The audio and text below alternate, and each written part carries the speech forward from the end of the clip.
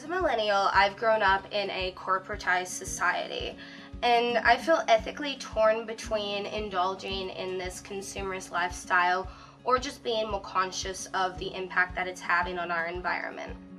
I want to find a sustainable balance between the two and ultimately just have more regard for how things get into my possessions. So Linda Windsor is an artist and a scholar, and she's really dedicated her life to overcoming this challenge.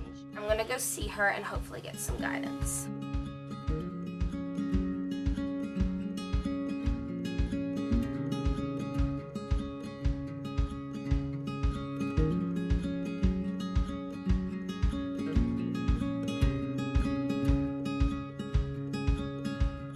One of the drivers really for what we do is that we understand that there's a certain responsibility in providing whatever you can for yourself, and a supermarket could be empty in 3 days, and we feel that we could cope a lot better because we usually have good gardens growing. A lot of social inequity tied up with food production, and people maybe just don't see it. Growing your own and making your own and raising your own whatever is a way that you can actually have some responsibility. We got mangoes, grapefruit, limes, lychees, oranges, lemons, tangerine. We have coffee growing, lemonades, grammacacha, japoticaba. We've got wampies. These are bush tucker plants. There's more. We're completely off-grid with solar power, and this is our battery storage here. So we have quite a large bank of very big batteries. We have plenty of power to do whatever we want with. We run pretty much normal appliances that everyone runs, except that we have to be mindful of the weather. About a year after I bought the property that I met Greg, and he's been really instrumental in building a lot of what goes on here on the property. We're both artists, so he's a sculptor and I'm a painter, so a lot of what we do is extended art.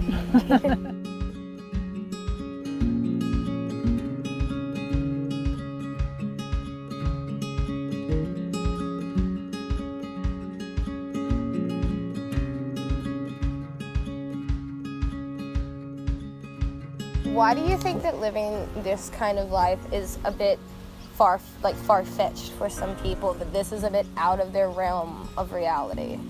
I think it's just that we've forgotten.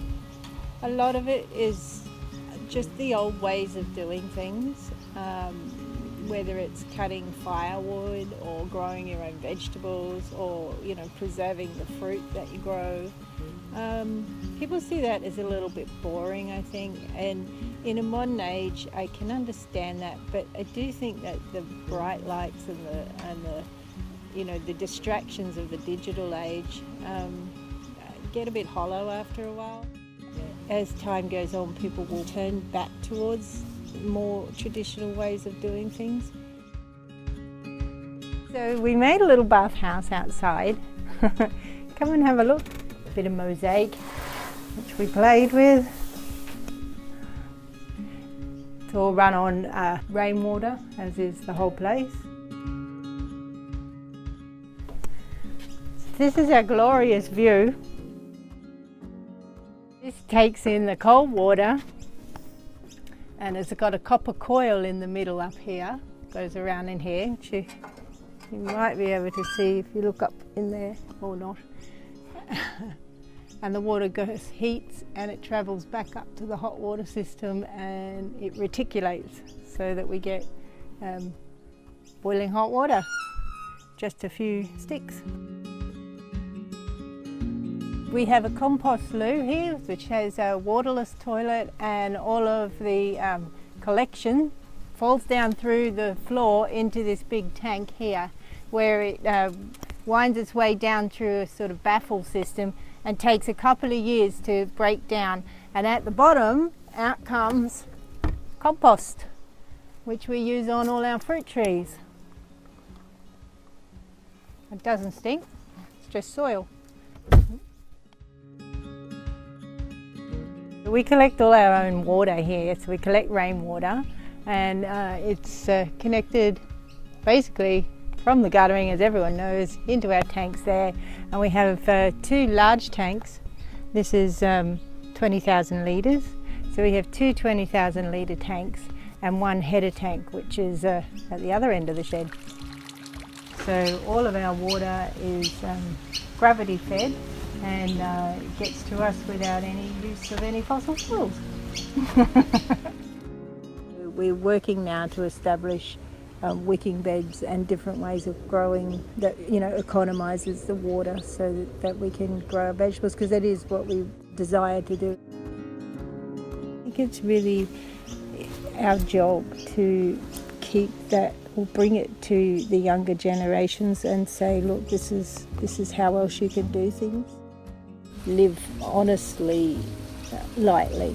So to really look at your life. Go and join a community garden. Make compost. Even if you take that compost and put it in a pot plant, it's still better than throwing it in the bin, because everything you throw in the bin takes energy to deal with. You're just shipping the problem offshore. I'm supporting local farmers, and also the grocers that I go to do local backyard project. So people bring their excess in and they sell it through the shop. I know that it's fresh, it hasn't got food miles, it's generally, organic, clean, and I tend to eat every last bit of it, and I plan what I cook, and I eat every last bit of it, and I never throw stuff away. Everyone feels like we need the latest of everything, and like what we have is not good enough. We need to buy and buy and buy. Yeah, and to that I just say, why?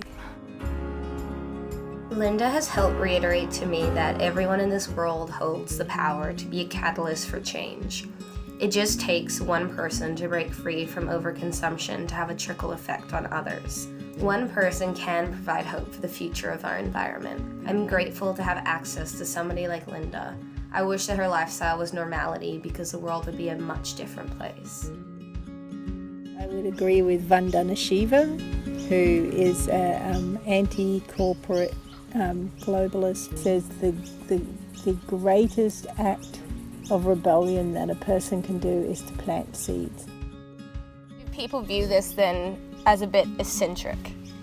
Yeah, most people think we're really off the planet, but wild we're hippies. not, but we're not,